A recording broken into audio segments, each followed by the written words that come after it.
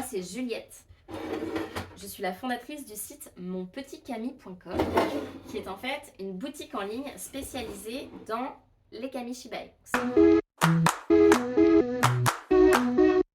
C'est cet objet-là. Ça vient du Japon et c'est une façon de raconter des histoires autrement qu'un livre parce qu'on est vraiment face à son public, les images sont plus grandes, c'est beaucoup plus immersif. J'aime bien la formule de mon beau-père qui dit que c'est un peu le guignol japonais. Donc comment ça fonctionne? On a un support comme ceci, qui s'appelle le butai, dans lequel on va faire passer des grandes planches, comme ceci.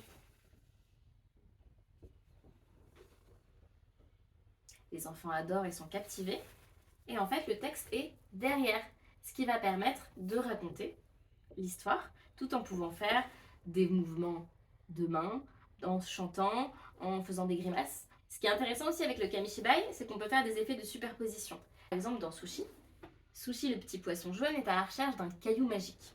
Donc, ce caillou, il va penser le trouver régulièrement dans l'histoire, comme là.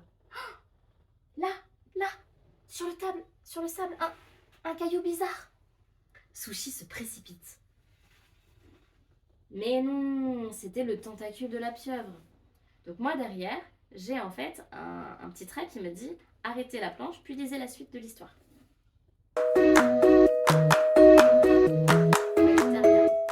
Donc de quoi on a besoin pour raconter? On a besoin d'un chevalet qui peut être en bois, en résine ou même en carton. Et à l'intérieur de ce butai, on va mettre des histoires. Donc les histoires, elles sont sous forme de planches comme ceci, qui sont vendues ou pas dans des pochettes. Ça peut être pour n'importe quel âge, à partir de, dirons-nous, 1 an à peu près, ça peut aller jusqu'à 10 ans. Il suffit d'adapter la longueur des histoires, les thématiques, les couleurs. Il y a vraiment, évidemment, comme dans l'édition classique, une infinité de titres. Donc, dès 9 mois, 1 an, on va pouvoir partir sur des comptines, sur des histoires très courtes. Parfois, il y en a même 2 dans la même pochette pour qu'il n'y ait pas trop de planches, qu'il y ait peu de texte. Et sur des thématiques qui sont vraiment adaptées à l'enfant, le doudou, les parents, la tétine.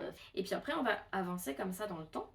Donc on va retrouver par exemple les contes de Perrault, d'Andersen, de Grimm qui ont été adaptés en kamishibai. On va aussi avoir des choses sur, par exemple, le printemps, Noël. On a envie d'avoir des souvenirs de ce Noël. Et raconter au pied du sapin un kamishibai de Noël, c'est vraiment... On retrouve un peu le côté conter, veiller.